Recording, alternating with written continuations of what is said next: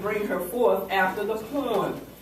She's going to come forth. Her name is Queen Quet, and I had the opportunity to meet her it was at a park. She had a table set up.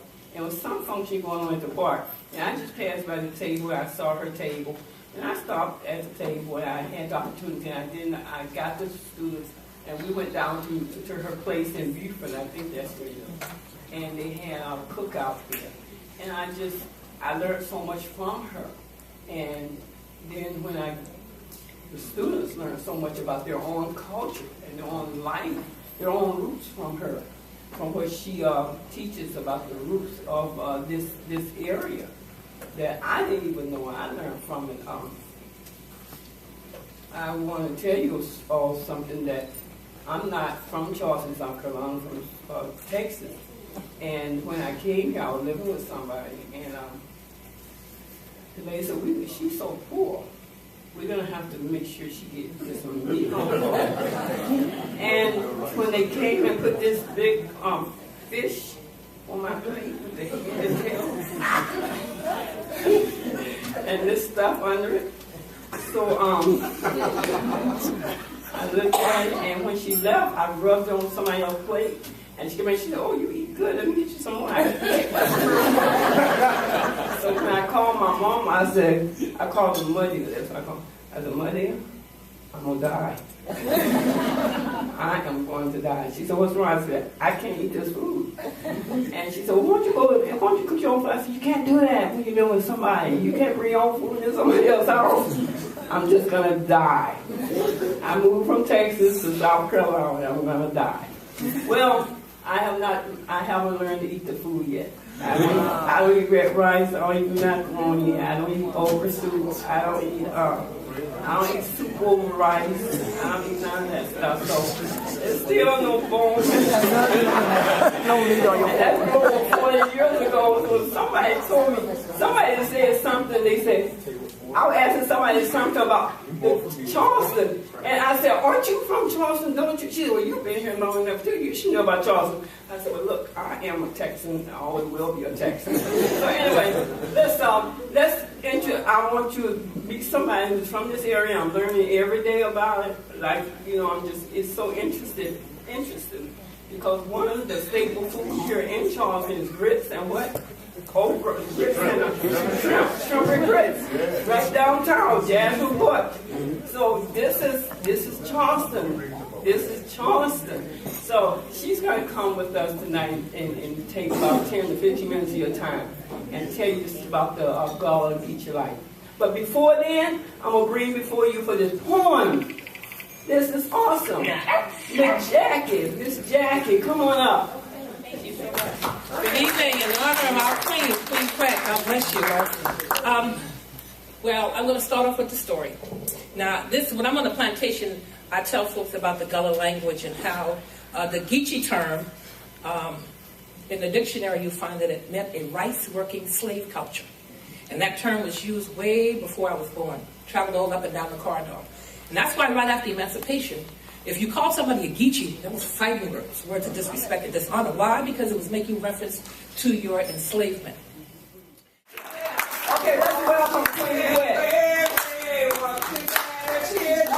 Don't you get weary. Walk together, chill out. Don't you get weary. Great have meeting in the promise. Yeah, we're pretty glad to chill out. Don't you get weary. Pray together, chill out. Don't you get weary. Pray together, chill out. Don't you get weary. Great have meeting in the promised land. We're going walk and never get tired.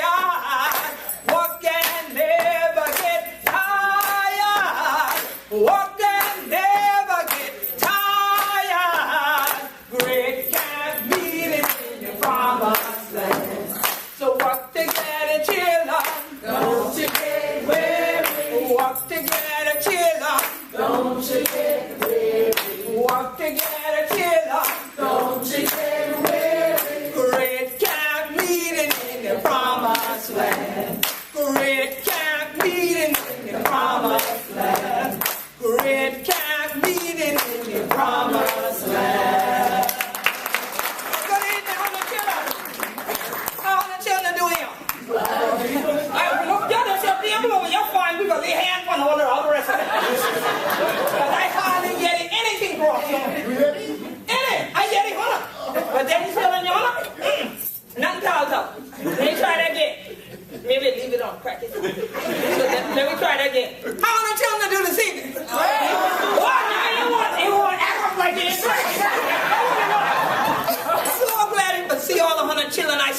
for their backyard in Charleston and things like that. And this is my second home and things like that. And so I get a little while ago, Dr. Brown them to come down to where my true hometown down in Beaufort County, South Carolina. St. Helena Island to be exact. All right, I represent St. Helena. But when I'm telling you in Charleston and make them so everybody from St. Helena think I live in Charleston. They say, can you live in Charleston? I pay a tax of Beaufort. Oh, that's what they think. But I'm so glad to be here one more again, especially at the Harbor Club. It's been years and years and years since I've been here. And last time I've been here to crack my teeth, I've been here with the South Carolina World Trade Center. And why they had me here? For the same reason Dr. Brown got me here to see it. For learning children about who he does. Because so much of people are there in Charleston act like they ain't fussing know who he does. They ain't fussing know, say the Gullah or the Geechee. And you happen to crack my teeth like that, they say they don't understand everything how to crack my teeth too. Other rest of people come here and they can't understand talk. I mean, they crack my teeth. Just like the gal you want to say the trofish funny plate with head on. There ain't nothing to do. But the other rest of people grab God, what that? When people yell to crack your teeth, they talk about yellow grits and all that kind of thing. We say, ooh, yes, sir. Other people say, boy, you do throw blood, you know?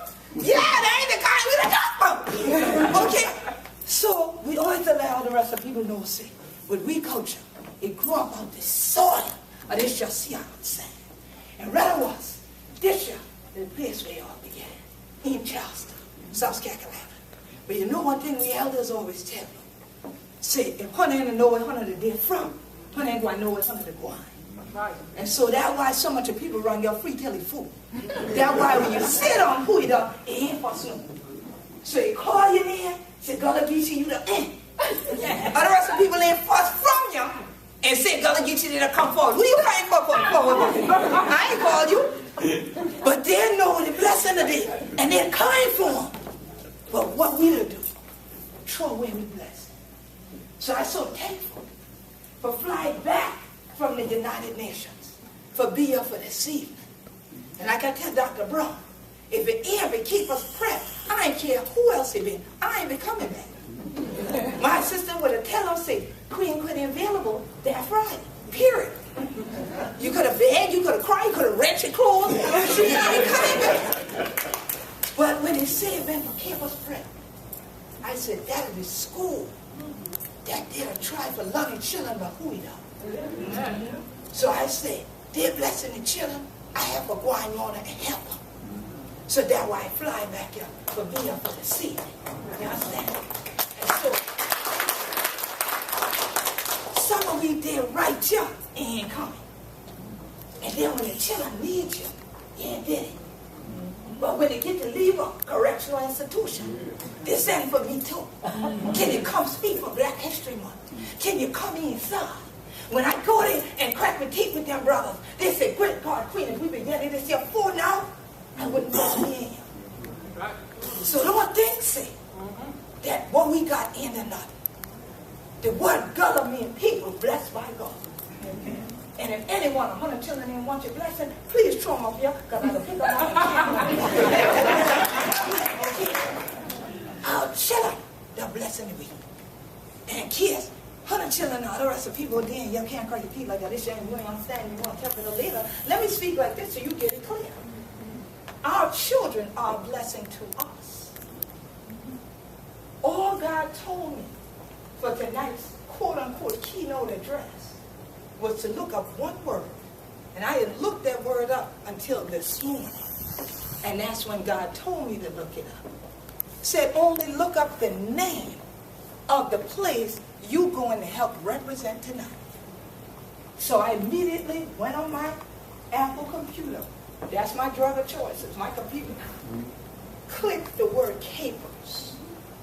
And it's a plant. It is actually a plant that grows, and people often pickle the plant. So I said, thank you, God. I got it. Because many of us don't realize our children are those plants that are growing. And that means that something is growing and is bringing forth more fruit and is plentiful, as we would say, it's blessed. Because you can have something grow and never give you fruit. It's cursed. And when somebody go to pickling something, the life is out of it already. It's already been pulled from the bush. It's no longer part of that vine. It's been encapsulated all right, in liquid, and the lockdown top is on.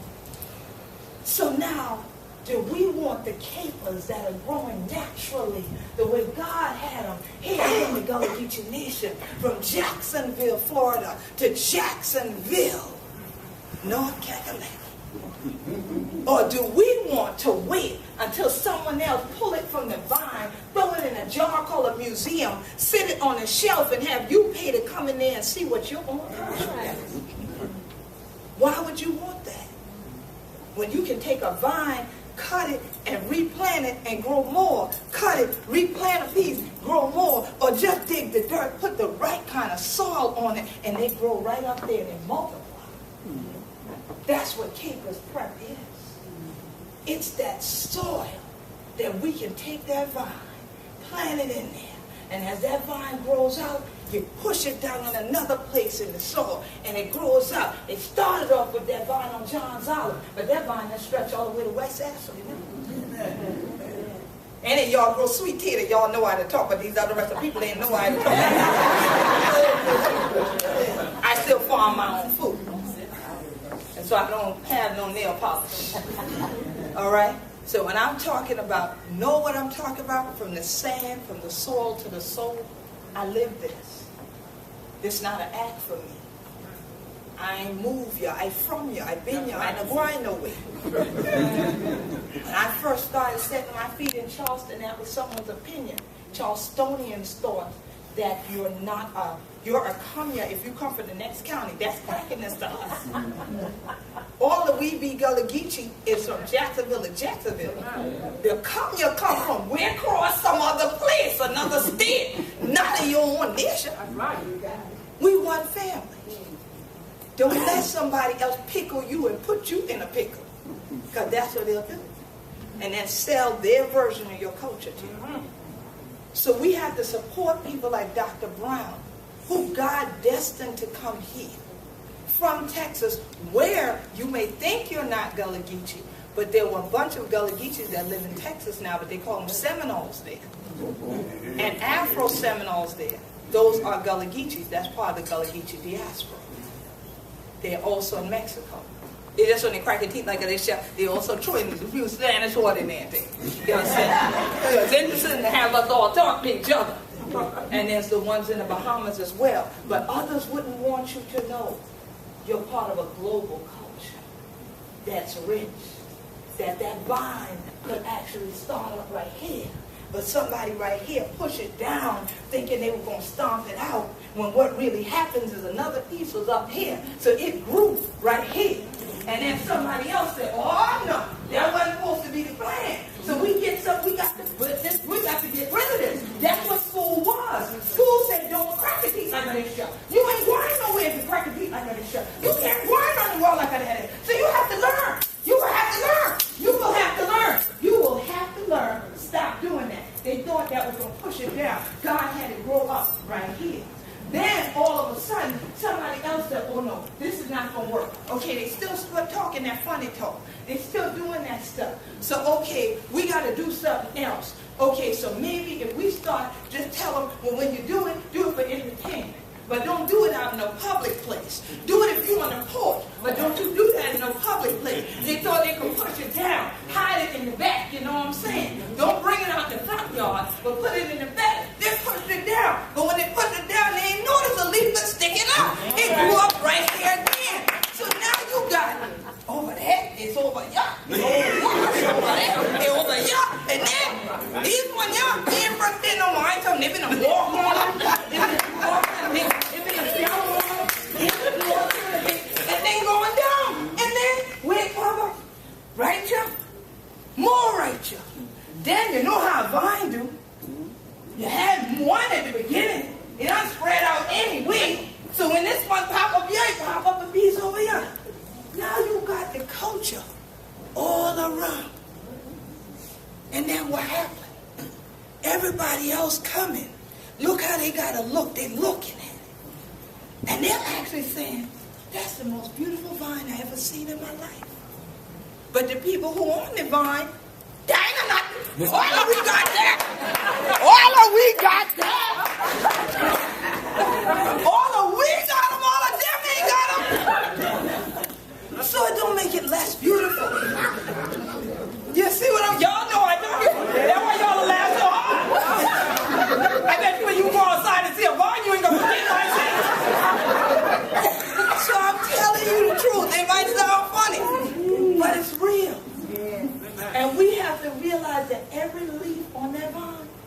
one of these children that somebody else said, stomp them out. The jail system says stomp them out. The public school system says stomp them out. The politicians said stomp them out, unless we can make money off them. And they find a way to institutionalize things to make money. But we got to live our culture. And when you live in something, it takes more than 4 walls to hold it. So the institution becomes the human being. That becomes the caper that you want to continue to nourish, so eventually it nourishes you. Ain't nothing wrong with jarring your food or candy. Ain't nothing wrong with pickling, because it can give you nourishment too.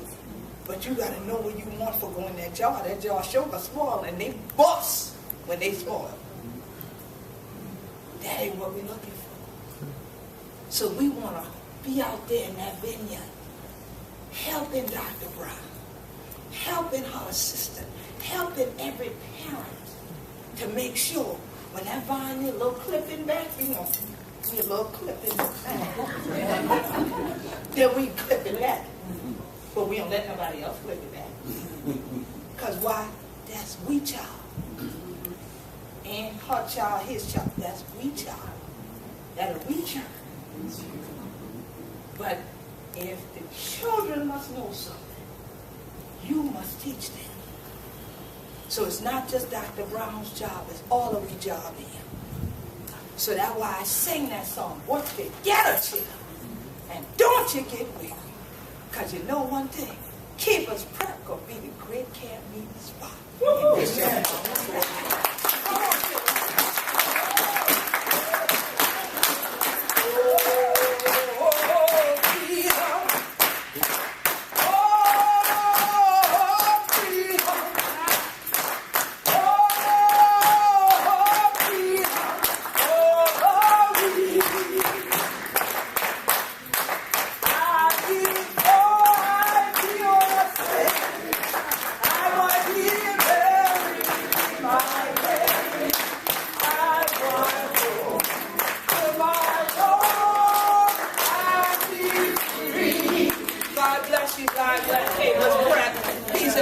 Everyone, I'm leaving in the next 15 minutes, but it ain't out of not loving you. I got to get back on the road, but I definitely appreciate being back home. And Charleston, I don't want 100 children now for the truth. You certainly encourage us, and all of you here are helping grow that vine. That's why you're here tonight, or you would not be here. So we thank you, and some of you come every year, so you are helping capers grow that plant. So we'll look at it from this day on as little plants, and they got seeds, and that they are going, like the 2 that just graduated from college this year. We have 2 more getting ready to graduate from high school next year. So we're going to just take one child at a time. So please join in with us and help us. We need all the help we can get.